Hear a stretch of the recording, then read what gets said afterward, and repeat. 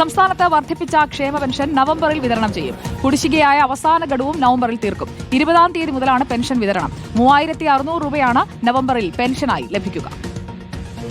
ഇതെല്ലാം ചെയ്യാൻ പറ്റുന്ന കാര്യങ്ങളാണ്. അതിനുള്ള ഹോംവർക്ക് നടത്തിയിട്ട് തന്നെയാണ് നമ്മൾ ഈ കാര്യങ്ങളെ പറ്റി പറഞ്ഞിട്ടുള്ളത്. 2000 രൂപയായി ക്ഷേമ പെൻഷൻ. ആ ക്ഷേമ പെൻഷൻ ഈ മാസം കൊടുത്തു തുടങ്ങും എന്ന് മാത്രമല്ല, ഒരു കുടിശ്ശിക കൊടുക്കാനുണ്ട് 1600 രൂപ. അത് രണ്ടും കൂടെ ചേർത്ത് 3600 രൂപ ഈ 62 ലക്ഷം കുടുംബങ്ങൾക്ക്, വ്യക്തികൾക്ക് ഈ മാസം കൊടുക്കേണ്ടതിന് 6 മാസത്തെ ഉത്തരവാദിത്വം എടുക്കുന്നത്. 6 മാസം കൊടുക്കുമ്പോൾ ഇത് കൊടുക്കാൻ പറ്റുന്നതാണെന്ന് ആൾക്ക് ബോധ്യപ്പെടുമല്ലോ.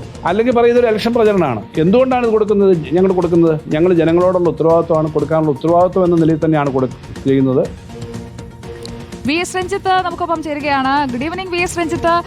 തെരഞ്ഞെടുപ്പ് അത് പിന്നീടല്ലേ, അതായത് മാർച്ച് അവസാനമോ ഏപ്രിൽ ആദ്യമേലേ ഉള്ളൂ എന്നുള്ള വാദത്തിനപ്പുറം നവംബർ 20 ആ തീയതിയിലേക്കൊന്ന് സൂക്ഷിച്ചു നോക്കിക്കേ. ഡിസംബർ 5-നും 15-നും ഇടയിലാണ് തദ്ദേശ തെരഞ്ഞെടുപ്പ് നടക്കാൻ പോകുന്നത്. അപ്പോൾ തദ്ദേശം ഇങ്ങെടുക്കാൻ ഈ കുടിശ്ശികയടക്കമുള്ള വിതരണം സഹായിക്കില്ലേ യഥാർത്ഥത്തിൽ?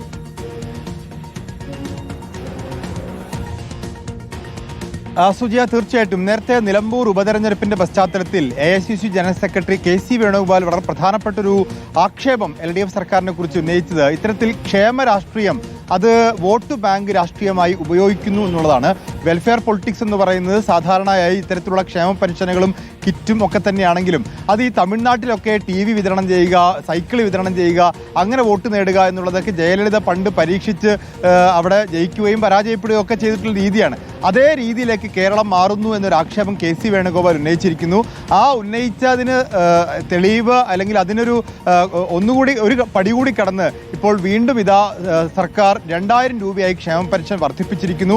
2000 രൂപ വർദ്ധിക്കുമ്പോൾ ഒരു കുടിശ്ശികയടക്കം 3600 രൂപ, 1600 രൂപ കുടിശ്ശികയും 2000 രൂപയടക്കം 3600 രൂപ അടുത്ത തദ്ദേശ തെരഞ്ഞെടുപ്പിന് മുൻപായി ഇവിടുത്തെ വോട്ടർമാർക്ക് കിട്ടും. വോട്ടർമാർ എന്ന് പറയുമ്പോൾ ഏകദേശം 54 ലക്ഷം ആളുകൾക്ക് ഈ പെൻഷൻ കിട്ടുന്നുണ്ട്. അത്രയും വലിയ വോട്ട് ബാങ്ക്, സാമുദായിക വോട്ട് ബാങ്കിനേക്കാൾ വലിയ വോട്ട് ബാങ്കാണ് ഈ ക്ഷേമ പെൻഷൻ വോട്ട് ബാങ്ക് എന്ന് പറയുന്നത്. കാരണം 54 ലക്ഷം ആളുകൾ പെൻഷൻ വാങ്ങുമ്പോൾ അവരുടെ കുടുംബം എന്ന് പറയുന്ന അതിനേക്കാൾ വലിയ ഒരു കുടുംബമായിരിക്കും. അത്രയും വലിയ വോട്ട് ബാങ്കിൽ ഉണ്ടാക്കുന്നു എന്നുള്ളതാണ് പ്രതിപക്ഷത്തിന്റെ ആരോപണം. എന്നാൽ LDF പറയുന്നത് അവരുടെ തെരഞ്ഞെടുപ്പ് പ്രകടന പത്രികയിൽ പറഞ്ഞ 2500 എന്ന് പറയുന്ന ആ ഒരു തുകയിലേക്ക് എത്തിക്കൊണ്ടിരിക്കുന്നു. 1600 ആക്കി മാറ്റി അത് 2000 ആക്കുന്നു. അത് 2500 ആക്കുമ്പോഴേക്കും അവരുടെ പ്രകടന പത്രികയിൽ പറഞ്ഞ അത്രയും പെൻഷൻ കൊടുക്കുന്നു, ജനക്ഷേമം ഉറപ്പാക്കുന്നു എന്നുള്ളതാണ് ഇടതുപക്ഷത്തിന്റെ അവകാശവാദം.